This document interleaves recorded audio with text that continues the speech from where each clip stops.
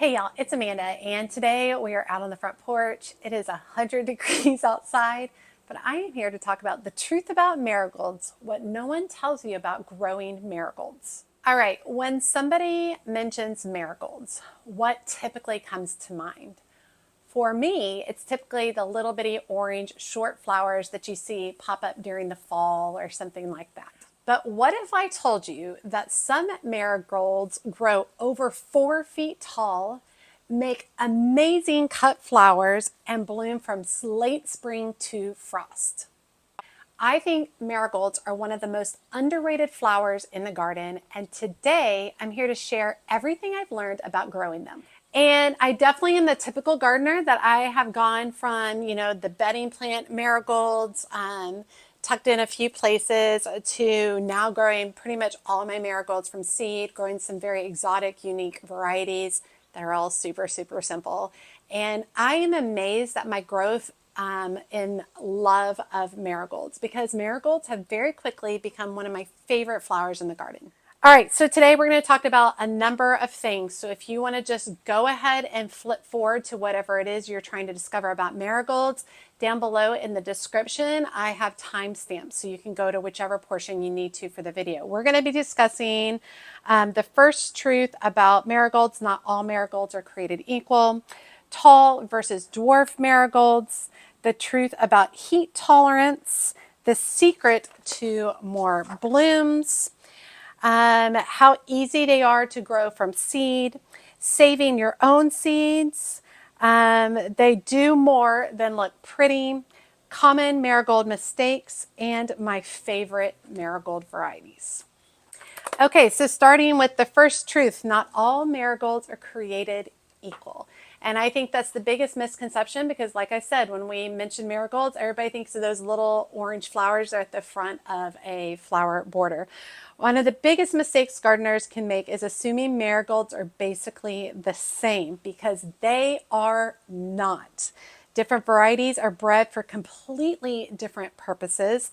Some are compact bedding plants, which is what you traditionally see at your local nursery. Some are perfect for containers. Others belong in a cutting garden, and those are some of my favorite ones to grow. And knowing the difference completely changes your experience with marigolds. So I think grouping marigolds together all as one is kind of tough, because there's so many roles that they can play within your garden, from short to tall to cutting flowers to pest deterrents, different colors, different varieties, different textures and shapes.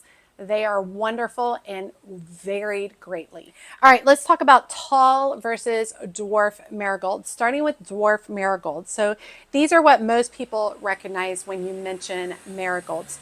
They're great for containers. They're great for borders, walkways in the front of flower beds, because they typically stay shorter at about anywhere from 4 to 6 inches up to about 12 inches. A few examples of varieties that I enjoy that are dwarf marigolds are strawberry blonde marigold and Inca 2 primrose. So if you're looking for tidy plants that stay neat and colorful all season, these are fantastic choices to go with. Now, switching to tall marigolds. These belong in a cutting garden. These can grow anywhere from 18 inches up to 4 feet tall. The more you cut on them, the better they are. The blooms tend to be bigger, fluffier, really, really fun. A few examples of that are cocoa yellow, cocoa orange, and mission giant yellow. The first time people saw these growing in my garden, they're usually shocked that they're actual marigolds. Most people don't even realize that those are marigolds, because they look so different. They're so large and in charge and grand. They're just not what we would compare to those little bitty orange short ones that we typically see. All right, so let's talk about heat tolerance, because that is super important, especially at this time of the year as I'm sitting out in 100-degree weather. This is one of the biggest reasons I grow marigolds every year. When temps climb into the upper 90s and even into the hundreds, many flowers begin to slow down, but marigolds keep going and in fact burst forth with a lot of speed growth. They love full sun. They love high heat. They love humidity, and they love long summers. And because of all those things that they're able to endure, that makes them one of the most dependable annuals for the North Texas area. When my garden really starts to look tired at the end of August, my marigolds are usually putting on a show. And they will continue that show all the way through summer into fall until we finally have our first freeze. Now, let's talk about the secret to more blooms, because I think this is a common issue when growing marigolds. A lot of people think you just get a couple of blooms and you're one and done, but that is not the situation. Marigolds are incredibly productive, but you have to encourage them to do so. So deadheading is key to growing marigolds. So deadheading is going to be removing spent flowers, and that's going to encourage more blooms to come along with the plant. It's going to encourage more branching, which is going to create more branches for blooms. It's going to create a longer bloom season, and it's going to encourage cleaner looking plants throughout the growing season. And if you don't want to deadhead them, you can cut them, especially those tall varieties. So if you're growing tall marigolds for bouquets, every stem you harvest acts like deadheading. So the plant responds by producing even more flowers. And that is key with marigolds. If you just let them go, you're not going to get nearly as many flowers if you were to deadhead and cut on them. The more I cut on my marigolds, the more flowers they give me. And I love that, especially as someone who loves cut flowers. I love that I can harvest without any guilt because I know it's going to give me more flowers. All right, let's talk about growing them from seed. They are one of the easiest flowers to grow from seed. Once you start growing marigolds from seed, I'm not sure that you'll ever buy any from your garden center again. Garden center marigolds are typically anywhere from $2 to $6 per plant, depending on the size of the container. One packet of marigold seeds is going to be between $2 to $4, and you're going to be able to get dozens and dozens of plants from it. Marigold seeds are very long and narrow. They're a very interesting seed. They tend to be darker at one tip of the seed, one end of the seed. I like to place them vertically when I am seeding them. So what I do is I take the darker end, it's either black or brown, and I like to make it vertical and press that darker end directly into the soil, with the lighter end exposed or just barely covered at the top of the soil. And while they germinate, if laid flat, you can totally just lay them flat. They will germinate that way. This method often gives me excellent seed to soil contact, which makes handling these larger seeds a lot easier in the future and gives me better germination rate over time.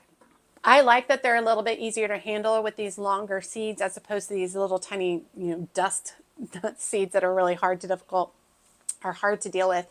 I like the unusual quality of marigold seeds. I like to photograph marigold seeds. I think they're beautiful. But that vertical method works great for them. They are so easy to get started, and they really come to fruition very quickly in seed starting world. So let's talk about saving your own seeds, because this is one of the key things about marigolds. Once you grow marigolds, if you're willing to harvest the seeds, you shouldn't have to buy marigolds ever again. So after the blooms fade, you want to allow them to dry completely on the plant. Allow that bloom head to dry completely on the plant. Inside each of those flower heads are dozens of seeds. One healthy marigold plant can easily produce hundreds of seeds by the end of the season. Now, I don't allow my blooms to dry out on the plant in the beginning of the season. I like to allow them to go all the way until September. And starting in September, I stop deadheading. I stop cutting on them. Did you see that butterfly? I stop cutting on them at that point. I allow the blooms to mature and to dry out on the plant. And then come the end of the fall, I go and harvest all those dried buds that are holding all of those seeds. After that, you store them in a nice, cool, dry location, and then you have seeds for next year. Theoretically, if you keep harvesting seeds every season, you will never have to buy marigold seeds or plants again. And I think that of all the seeds that I've harvested, I've always had the best luck with marigold seeds. I think it's very obvious when their blooms are dried out because they become a lighter color. They're just very obvious that it's time to harvest the seeds at that point. But once they're nice, hard, and dry, and they're either lighter in color or they're brown in color, that's when you can harvest them. Okay, next topic. They do more than look pretty. And I think that's something that's super fun with plants when they can pull double duty within the garden. Marigolds attract bees, butterflies, hoverflies, and other beneficial insects within the garden. So while you will often hear claims that marigolds repel every pest in your garden, the research is actually mixed on that. Quite frequently, you'll have people say, hey, plant marigolds around the base of your vegetables because it'll help keep away pests and things like that. Some marigold varieties can help suppress certain soil nematodes, but the flowers definitely attract beneficial insects. So keep that in mind. I would not rely on marigolds as a magic pest control plant. I'm sure that there are some pests that they will deter, but definitely not all.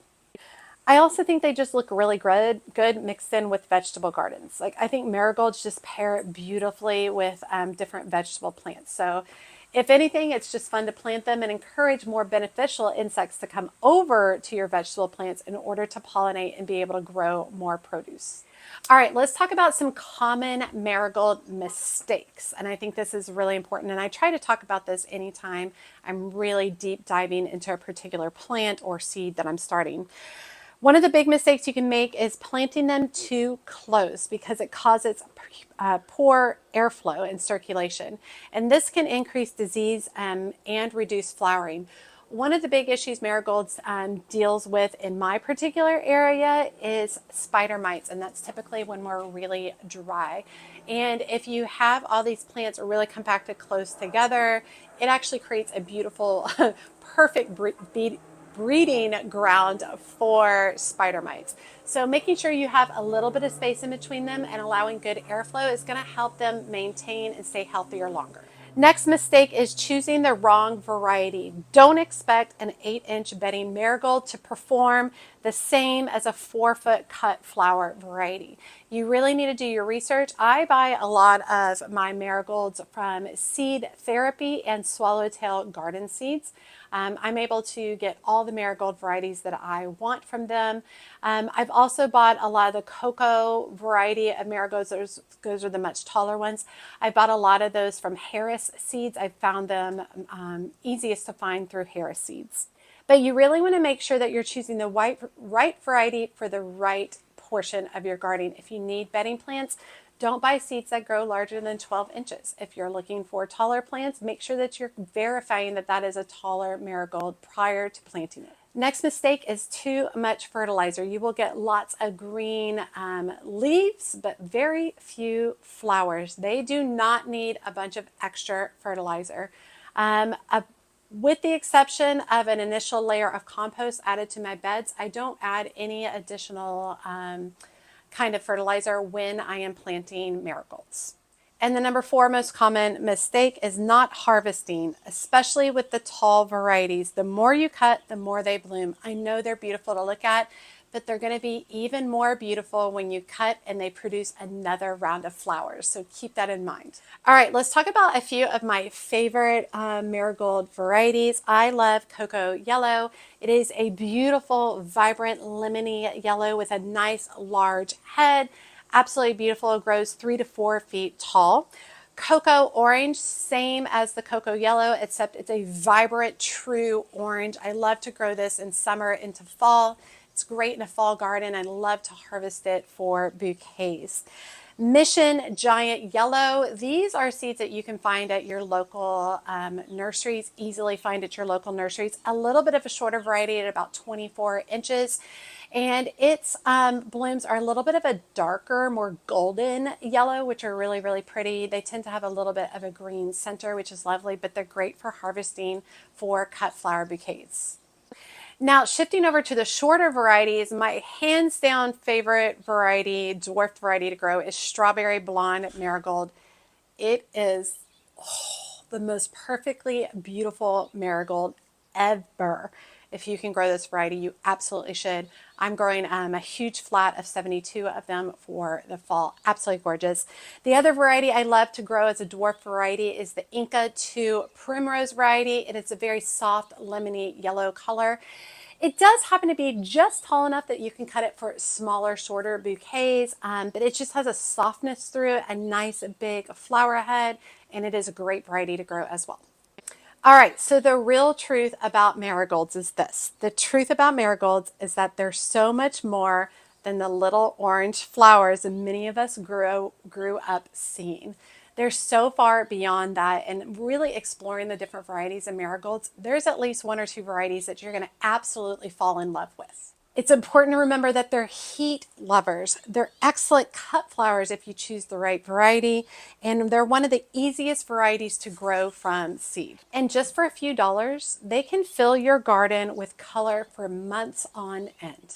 I honestly think marigolds deserve a whole lot more attention than they get. And I even say that as myself, as someone who has almost always skipped over marigolds in the garden center. Once I really started exploring them and trying some different varieties, they are absolutely wonderful. They're just such horses within the garden. You don't have to do a lot with them once you get them started from seed. You can even direct sow them outside. I start mine inside. But they have just done so many things making my garden look beautiful, adding beneficial insects to the garden, and being perfect for creating beautiful cut flower bouquets, as well as being able to harvest those seeds and reuse them for the next season, which is just lovely. All right, I hope you guys enjoyed today's video, the truth about marigolds. I love deep diving into particular plants and flowers just because I think having all the information in one place is extremely helpful. If you're someone who wants to start marigolds from seed, I do have a marigold starting video, and I will tag that down below for you to check out. But there are also tons of other YouTube gardeners who start marigolds from seed. So wherever you can find the information is great, but I hope you'll give marigolds a try. And if you're someone who grows marigolds already, drop your favorite variety down below and let us know which ones you're loving, because I want to go and Google those varieties and see if there's something that I would like to grow. All right, you all. And if you're like me and you are on a gardening journey and you would like to do that with some gardening friends, be sure to join my Patreon community. It is a small, intimate group of people who like to talk about gardening literally every day.